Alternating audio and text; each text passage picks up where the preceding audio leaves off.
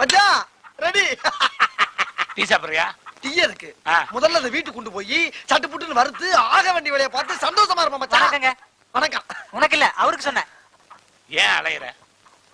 ஏது மச்சன கோழி வச்சிருக்காரு, நம்ம கடையில வாங்குறீங்களா? என்னப்பா நம்ம கடை? என்னமோ தெரிஞ்சு வாங்குறேன். 50 ரூபா சொல்லியிருக்கேன் இந்த கோழிய.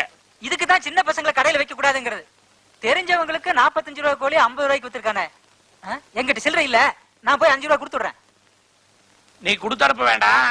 டேய் போட போய் வாங்கிட்டு வா. ஏண்டா உனக்கு ஆள் தரதுன்னு தெரிய வேண்டாம். இந்த நீயே இந்த 5 ரூபாய் அவர்கிட்ட கொடுத்துரு.